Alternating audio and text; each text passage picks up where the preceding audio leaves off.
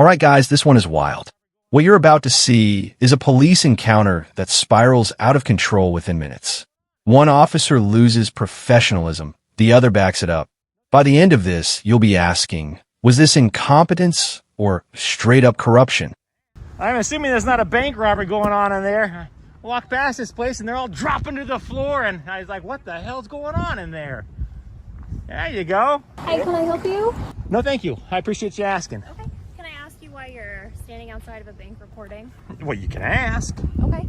What are you doing? I'm not going to tell you, but you can ask. Yes, Okay. Absolutely. Well, you're the subject of a radio call now because What was the call about? Suspicious behavior that you're standing outside of the bank, Uh-huh.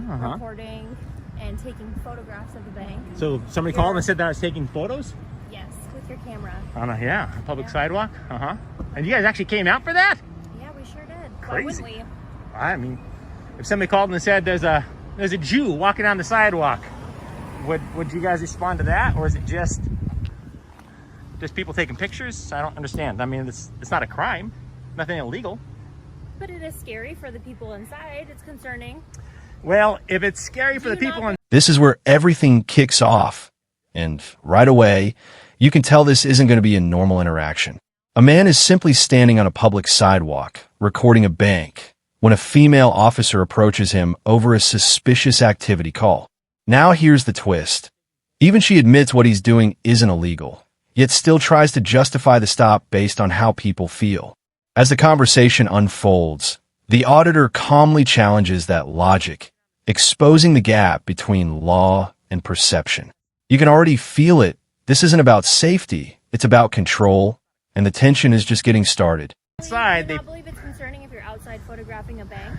I'll tell you, when Do you people not are, think that's suspicious, sir? when I do not actually. Okay. When people find things scary, I know fear makes people do strange things. For example, if I was afraid of somebody outside, I wouldn't send a woman out by herself, feet from the man, to confront him. I would, I'd stay inside, first of all. So a gal came outside and was talking to me. She didn't seem scared at all. Uh-huh. And if she was scared, she had a funny way of showing it. Was she an employee?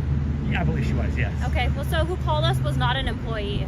I have no control over that. So somebody called you and they said, there's a man outside taking photographs of the bank. Okay, are you under the impression that that's illegal?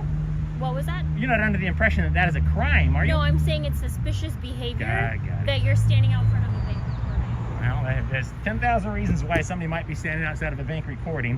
Okay. And I'll be frank with you, to address... Do you have any ID on you, sir? Sure, but Okay. I'm not a big fan of that, though. Do you mind handing it to me? I do, actually, because I'm not a big fan of forfeiting my Fourth Amendment rights to placate the personal curiosity of yourself or somebody inside Well, of it's a bank. not of myself. No. I didn't just pass along and see you standing here recording Yeah, and choose to it's okay. stop you. I'm gonna- You were the subject of a radio call. There's a difference there. It's not a crime. I'm just telling you. All right, I'm telling you, it's Okay, not a crime. but I So can still identify who you are.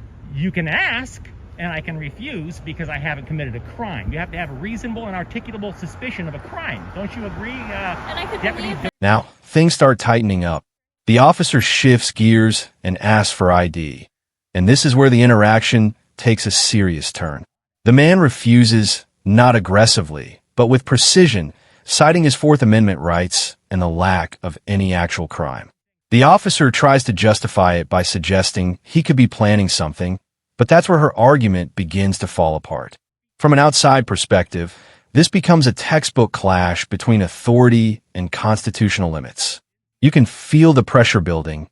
She's reaching, and he's not backing down. That you could be doing this for purposes of committing a crime. I could be doing this for purposes of committing a crime. Yeah, you're photographing a bank. Yeah, I guess I could be, theoretically. Don't I'm not. take my picture. Are you serious? Do not take my picture. Are you serious? I'm taking Yeah, I'm 32 absolutely frames per second. serious. Whoa, Yep. whoa, stay away from me. Hey. I will take your picture. Okay. It's perfectly legal. Boom, boom, boom. Yep. There you go. Yep. Have a good day, sir. There you go. Second for 950, supervisor available. Don't come any closer. Hey, I'm letting you know, don't come any closer. You can stay right there if you want to continue to record. If you want to continue to record, you can stay over there. I have every right to walk up the sidewalk, But don't come any closer.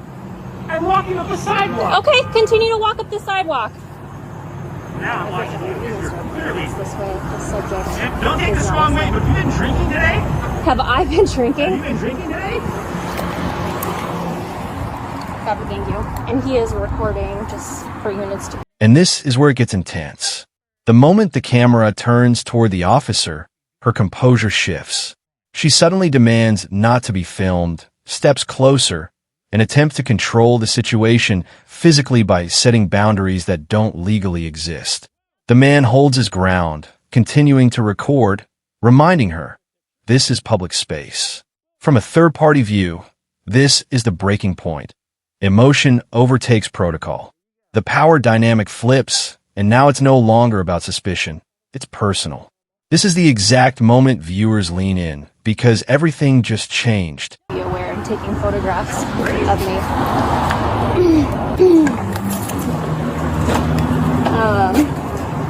I have a feeling, just so you guys know I'm on, I'm feeling he's like a First Amendment person and rights.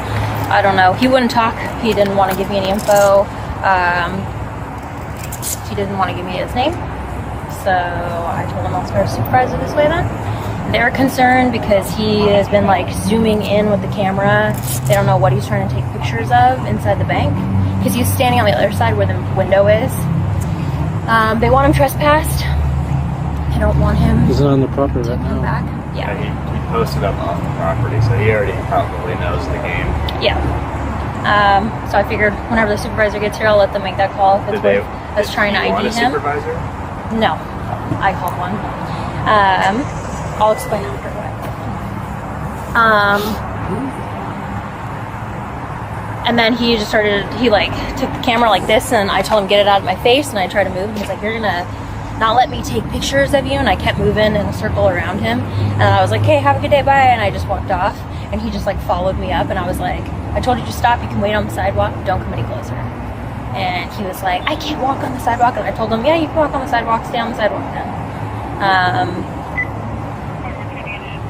So if the bank just wants him trespass and he's going to refuse to identify himself and just fill out a trespass form and just take a picture of him, and then that's it. Just verbally tell him, hey, you're not allowed back here, you're not for a year or whatever, and you can come back and be trespassing, and that's about it.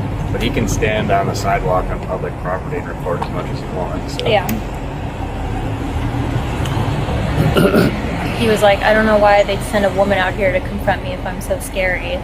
And I was like, well, the employees didn't call us. It was someone else. I don't know. He was being very... So who wants some trespass then? The employees? The bank. They said that they are concerned. So if I were you, I'd just, do you have those trespass forms? Yeah, I'm going to have them go print one and then fill it out. We'll just print it and start filling it out, and we'll just hang out. He's going to pull over here. And Yeah, we'll thanks. Print two so you can keep one at hand. Here's where the narrative starts to evolve. Backup arrives, and the officer begins explaining the situation. But listen closely because this is where subtle changes appear.